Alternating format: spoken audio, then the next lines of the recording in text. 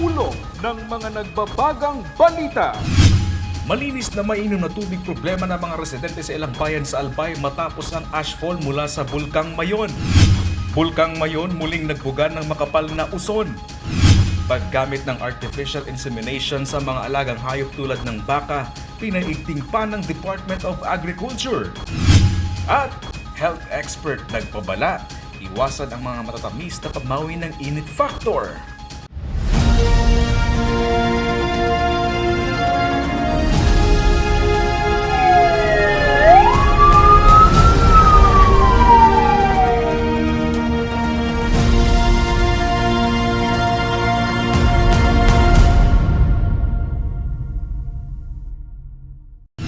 Magandang gabi.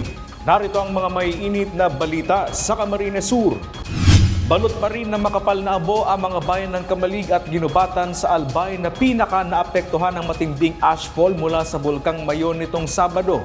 Malinis na inuming tubig problema sa mga lugar na apektado ng ashfall. Water tankers ng Kamsur nagsagawa ng water rationing sa mga apektadong lugar. Si Eli Balbin sa detalye.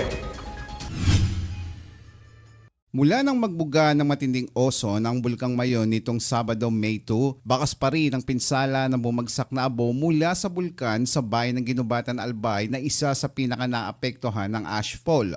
Sa drone video na ito, literal na nagkulay abo ang kasentrohan ng bayan dahil sa ashfall. Nang dahil dyan na pangunahing problema ng mga residente sa bayan ang kakulangan sa malinis na inuming tubig. Ayon sa mga residente ng Barangay Inamnam, naapektuhan ang kanilang supply ng tubig dahil sa makapal na ashfall na bumalot sa kanilang komunidad. Marami sa mga pinagkukunan ng tubig tulad ng poso at imbakan ay kontaminado ng abo, dahilan upang hindi na ito ligtas inumin dahil sa peligrong kemikal mula sa bulkan. Gaano kami sa tubig kasi wala po kaming mainom na malinis. Pag yan lang. Kung minsan, doon po sa sentro. Mahirap yung tubig na inumin namin.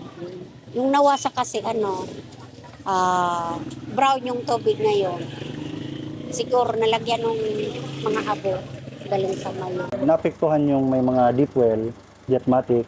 Pag nagbomba ka, hindi na siya clear tulad ng dati. Siguro dahil lang hindi na ng pagsabog ng mayon, na yayanig kasi yung ilalim siguro, kaya nagkaganon yung tubig. Kaya isa pa, yung supply ng tubig galing Nawasa is nawala talaga.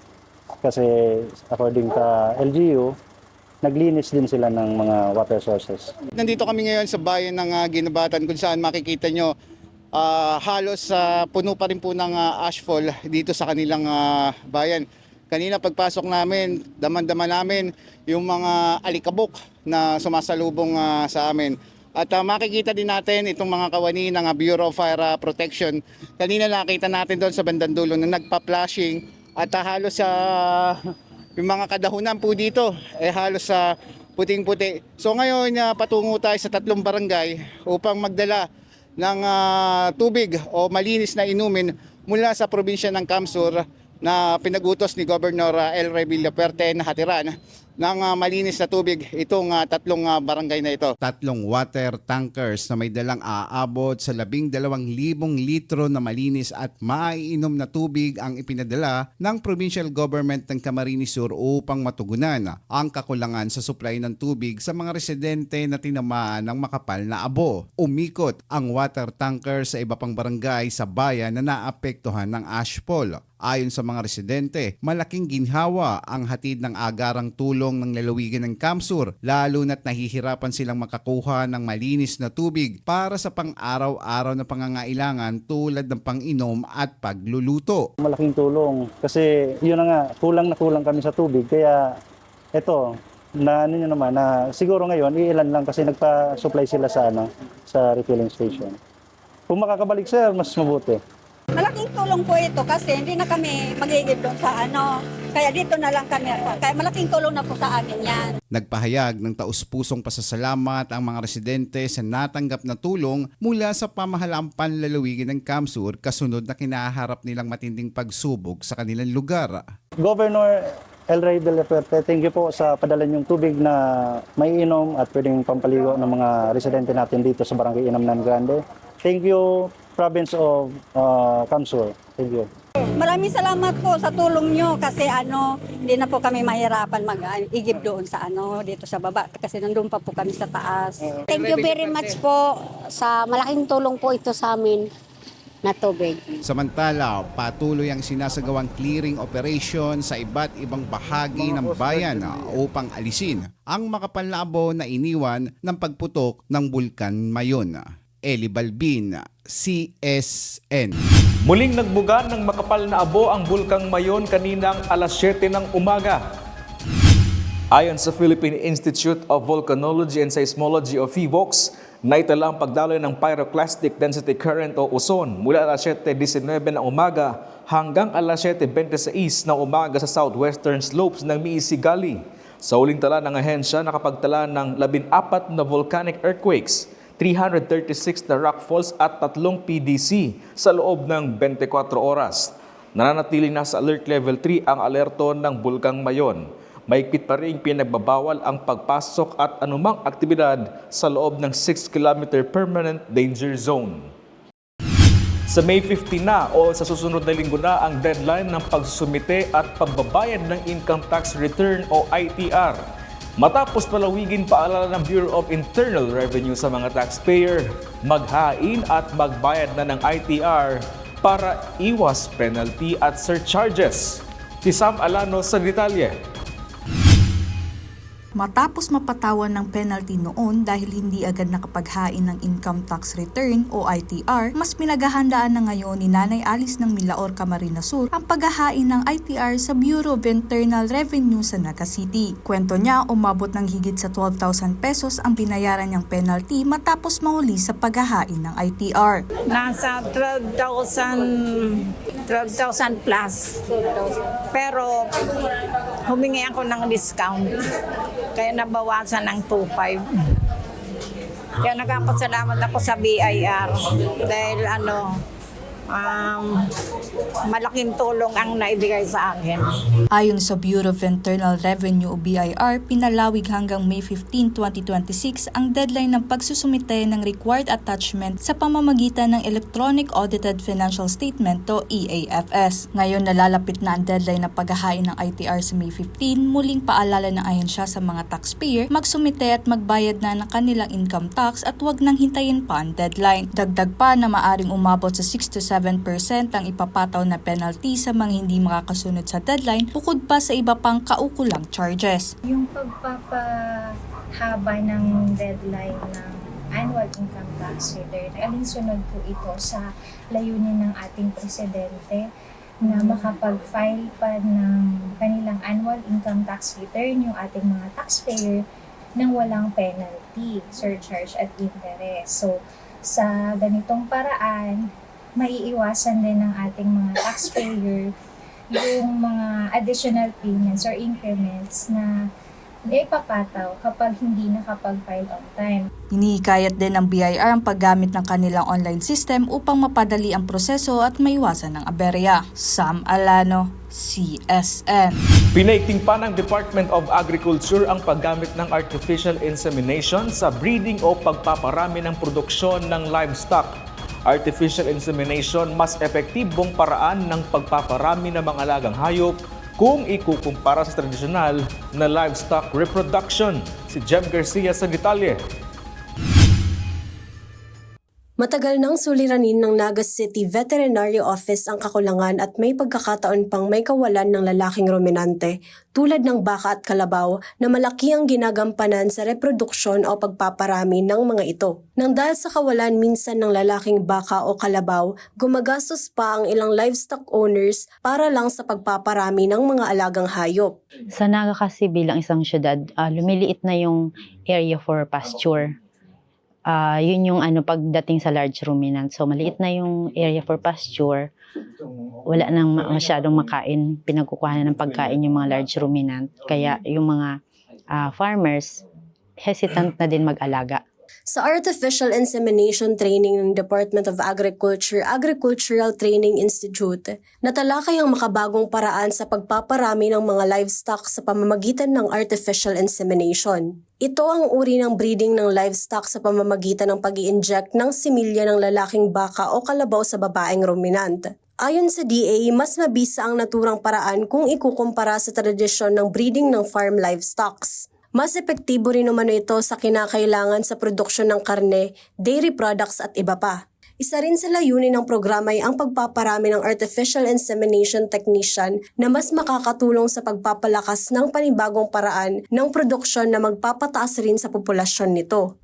Yung technology po ng artificial insemination, dati na po siyang technology na meron po tayo, and gusto lang po natin ngayon na mas makilala yung technology at makapacitate po yung mga technician natin on how to do this technology po na malaking tulong po sa ating mga farmers, sa ating mga livestock and livestock raisers in particular. Itong training po na to, malaking tulong po siya kasi sa paglilibot ko po sa aming municipality is kulang po yung ratio ng bull, yung lalaking baka po kumpara sa babaeng baka. So yung nag-hit po ng mga babaeng baka is konti po yung access sa lalaking baka. So kailangan po talaga itong training na to. Makakatulong po siya ng malaki sa amin. Bagamat matagal na ang isinasagawang artificial insemination ay layon pa rin ng pamunuan na mas palawakin ito, lalo na sa buong Bicol region upang mas makatipid sa oras at panahon at nang mapalakas ang industriya ng livestock. Actually, long time ago na siya. Kailangan yun nga, may mga advancements and yung iba ay kailangan din ma-upgrade in terms of this technology kasi pag improper kasi yung practice mo, what will happen is yung success rate ng insemination will be low. So, ibig sabihin, you're losing a lot of time and resources. You have to wait for 21 days again para mag-recycle yung baka. So, meaning, yung 21 days na yun na walang laog yung tulak ng baka, it's a waste of time and money.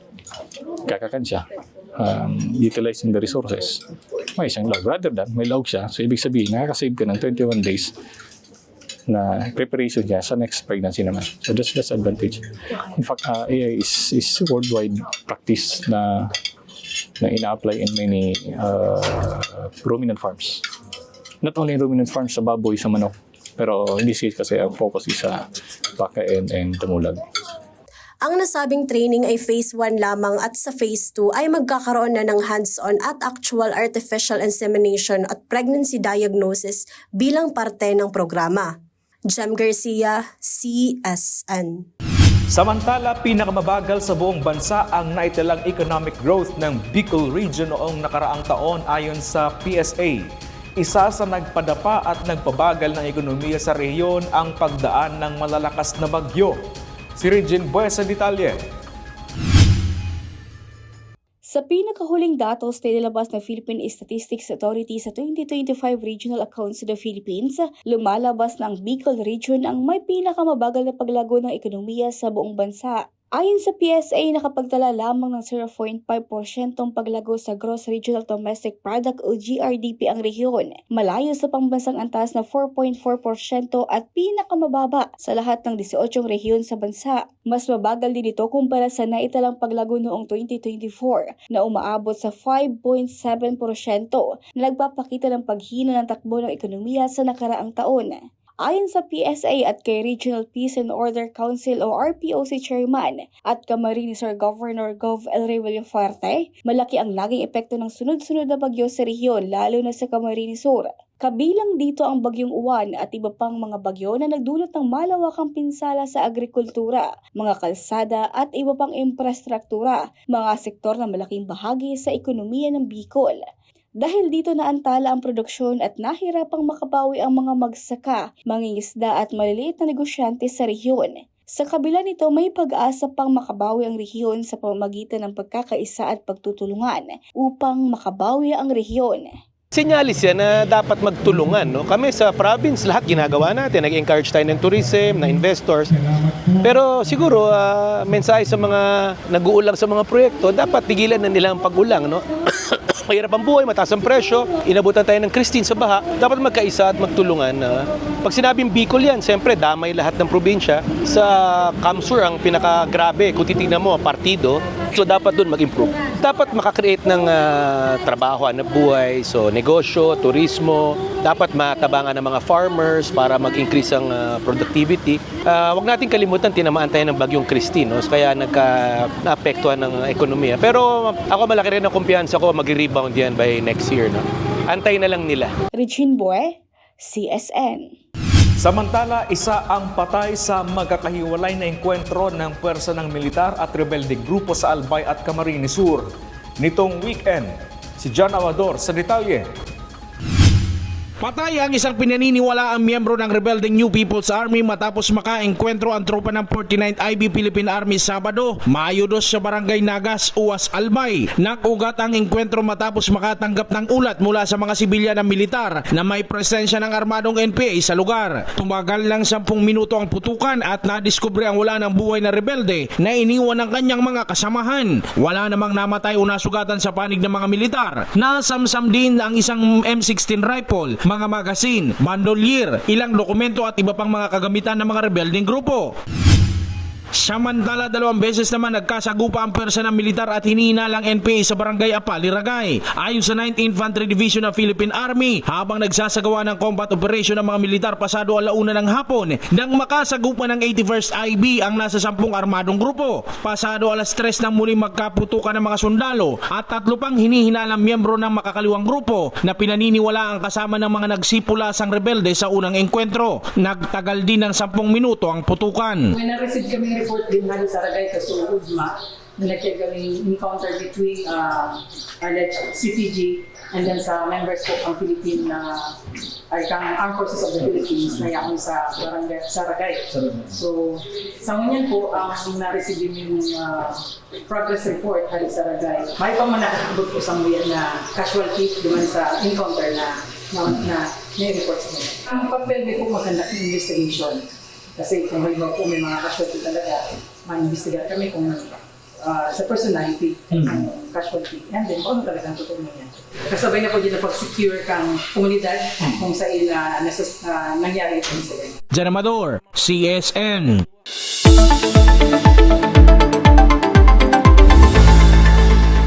Uminom ng maraming tubig at magsuot ng preskong damit bukas dahil inaasahang aabot sa danger level ang damang init o heat index sa Camarines Sur. Sa heat index forecast ng Pag-asa Southern Luzon, naabot sa 42 degrees Celsius ang heat index sa probinsya bukas May 6. Posibleng maging epekto niyan ay ang heat cramps at exhaustion na maaring mauwi sa heat stroke. Kaninang 11:00 ng umaga na itala sa probinsya ang extreme caution heat index na umabot sa 38 degrees Celsius. Sa kabila niyan, asahan pa rin umano ang mga panakanakang pag-uulan sa rehiyon dulot ng easterlies. Samantala sa kaugnay na balita, ngayong kumapalo sa extreme caution hanggang danger level ang heat index, hanap ng mga person ang pamawi ng init factor. Ngunit, paalala ng health expert, hindi lahat ng pampawi sa tag-init ay pwede. Si Jem Garcia sa detalye. Kasabay ng tag-init, kaliwat kanan ang mga inuming pampawi ng init tulad ng iba't ibang inumin at pagkaing malamig na go-to comfort food just to beat the heat. Ngunit ayon sa eksperto, ang pinakamabisang pamawi ng uhaw at init ngayong panahon ay ang tubig na pinakamakakatulong sa hydration ng pangangatawan at maiwasan ng stroke at heat exhaustion. Sobrang important po na mag-hydrate kasi syempre ang init po ng panahon para maiwasan din po yung mga stroke, heat exhaustion. Sa kaso naman ni Nanay Nora, aminadong cold and sweet ang pampawi ng init factor tulad na lang ng ice cream, ice candy, halo-halo at iba pa. Muna siya, maraming tubig lang at saka kalamansi. Tapos, yun, gamot na kung sakaling ginaano. Dagdag ng health expert, hindi lahat ng pagkain o inuming napapawi ng damang init ay pwede sa isang tao. Dapat umano itong iwasan lalo't maaaring makatrigger sa pagtaas ng sugar level ng katawan na maaaring mauwi sa diabetes. Ang pinaka-best kasi is water, syempre. Tapos kung yung iba ay iniisip na pang-hydrate basta malamig, hindi siya ganun, Sa example, yung coffee po kasi mas nakakapagpaihi siya, mga tea, coffee. So, mas made-dehydrate po imbis na ma-hydrate. Kaya mahalaga pa rin talaga tubig. Sa mga matatamis naman, halo-halo, mga shake, ganyan. Medyo at risk yung mga diabetic patients. Jem Garcia, CSN. May maayos ng pagdadausan ng mga aktibidad ang mga residente ng Barangay Santiago Yam sa bayan ng Nabua, Camarines Sur matapos pasinayaan na ang kanilang bagong covered court. na pinangunahan ni Councilor Governor Elray Villafuerte. Si Regine Bue sa detalye. Ilang dekada rin nagtiis sa init at ulan ng mga residente ng Barangay Santiago yang sa bayan ng Nabua sa Camarines sa tuwing may mga okasyon at pagtitipon sa kanilang barangay. Ayon kay Malo Sabater, isang alumna ng Santiago Yang Elementary School, dati ay mga temporary venue lamang ang ginagamit para sa mga programa sa barangay. Ngayon, may maayos ng pagdarausan ng mga aktibidad ang mga residente at barangay matapos formal ng pinasinayaan ng bagong covered court sa lugar. Sobrang malaking tulong talaga ang covered court na to kasi nung kapanahunan na nag-aaral pa kami dito talagang as in makita mo talaga dito yung simpleng school lang talaga na wala siyang ganito na pwedeng mapag-anuhan ng mga pagsalusaluhan ng mga taga rito. Nauulanan kaya sa ngayon sobrang malaking tulong ito dahil kung wala ito until now siguro talagang ganun pa rin yung mga taga rito na umaasa ng hindi sila mainitan. So ngayon, thank you so much. Forever grateful po kami kay Congressman, Governor, na talagang grabe yung nilang tulong sa Santiago Yang. Sinimulan ng pagpapagawa ng covered court noong panahon ni dating Vice Governor Sal Fortuno Sr. na may layuning magkaroon ng desenteng lugar para sa mga gawaing pangkomunidad. Kalaunan pinalaki at pinaganda pa ito sa ilalim ng pamumuno ni Gov. Elray Villafuerte at 5th District Representative Congressman Migs Villafuerte upang mas mapakinabangan ng mga residente. Nagpasalamat ang mga residente dahil mayroon na silang maayos na covered court na magagamit sa mga okasyon at ibang aktibidad. Dakulo ang tabang igdi sa Barangay Santiago ining covered court na ini kung igwang graduation, kung ako yung activities in our barangay, nakatatabang ini sa marahay, sa muya. Lalo na kung mga aki, mga eskwela. Kaya grabe, pasalamat mi. Personal namang dumalo sa inauguration si Gov. Elray Villafuerte at sinabi na inaasahan na mas mapapadali at mas magiging maayos ang pagdaraos ng mga aktibidad sa barangay sa pamagitan ng proyektong ito. Maugma po ako makabalik sa Nabua. Kada semana yaat po tigdit ang nag-inaugurate. Bako lang sa Nabua, sa iba't ibang lugar. Malaking bagay po nakapag-ibo kita ng covered court sa Santiago Yang Elementary School. Hindi lang gagamitin sa mga okasyon. Sabi nga nila magagamit pag may bagyo at iba't ibang mga activities sa school, sa barangay. So maugma po ako na napaugma natin ang barangay. Inaasahan na magiging sentro ng mga aktibidad sa barangay ang nasabing covered court, kabilang na mga okasyon, pagpupulong at mga programa sa komunidad. Regine Bue, CSN. First-hand experience ang naranasan ng mga graduating sports sciences students mula sa BISCAST sa kanilang on-the-job training sa Kamsur Pickleball Club. They got to know the fundamentals ng laro na maaari nilang ma-apply bilang soon-to-be sports coaches at trainers. Si Sam Alano sa detalye.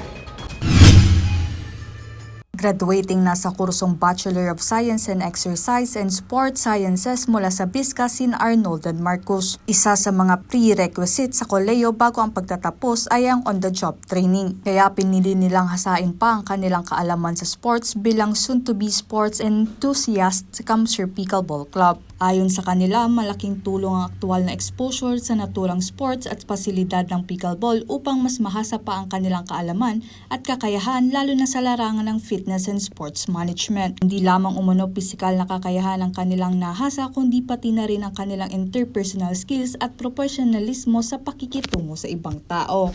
Dako lang po siyang bagay kasi bukod po po naman sa facility, magayunan po facility, si area, si pickleball area, magayon po ang sports po na ma-experience po igdiyo. Lalo na po sa mga makikipag-ulay sa mga tao, sa mga iba't ibang klaseng client, kung paano po siya i-handle, saka po pag-assist ng tao. Dagdag credit o kaalaman, tas credit din po sa namin, duty hours po namin. Sa tulong ng gantong programa, mas napapalawak ang karanasan ng mga estudyante sa larangan ng sports science. Ayon sa facility in charge ng Kamsur Pickleball Club, mahalaga ang papel ng pasilidad sa paghahasa ng mas maraming future coaches and trainees sa lalawigan. To experience also na may bagong sports na madadevelop yung confidence nila, madadevelop din yung skills nila, and also to experience din yung best facility na nandito sa Kamsur Pickleball, which is air condition, luxury. Nagpapasalamat si Arnold at Marcos sa Provincial Government ng Camarines Sur sa pagbibigay ng oportunidad na makapag-OJT sa pickleball facility sa paghubog bilang mga future professional sa larangan ng sports. Nagpapasalamat po kami sa Capitals, Phillies, kay Gov po. Dahil tinawan po kaming pagkakataon na maka-OJT po igining libre. May bayad po. Thank you. Salamat pong Maray kasi dako lang po siyang tabang.